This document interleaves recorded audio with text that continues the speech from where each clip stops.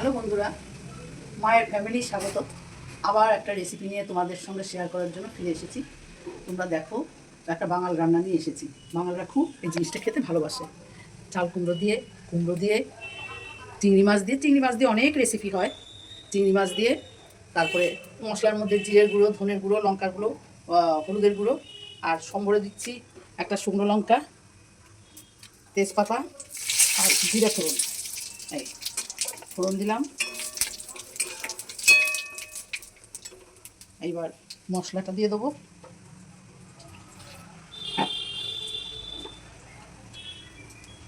মশলাটা দিয়ে দিলাম।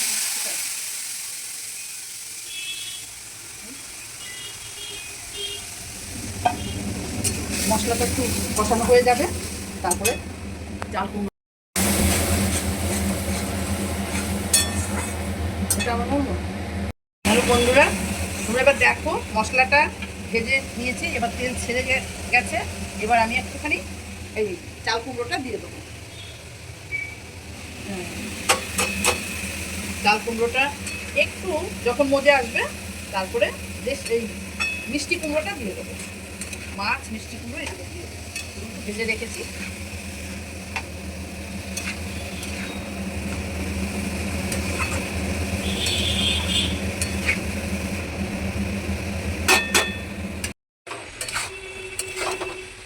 হ্যালো বন্ধুরা, একটু চিনি দিয়েছি, গোটা কাঁচা লঙ্কা দিয়েছি, ভাজা কুমড়ো, মাছ সব দিয়ে এবার একটু নাড়াচাড়া করছি। মজে গেছে, তারপরে নামিয়ে ফেলব। নামানোর সময়টা তোমাদের আবার দেখাবো। তোমরা এরকম করে খেয়ে দেখবে, দারুণ লাগে। একতলা ভাত তোমরা খেয়ে নেবে। এটা বাঙাল রান্না, বুঝতে পেরেছো বন্ধুরা? রান্নাটা কমপ্লিট হয়ে গেছে, এবার আমি নামাবো। তোমরা দেখো,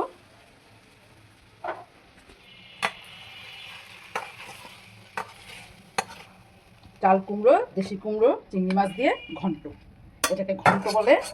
আর তোমরা এবার এরকম করে রান্না করে খেয়ে দেখবে, আমাকে একটা লাইক কমেন্ট করে শেয়ার করবে।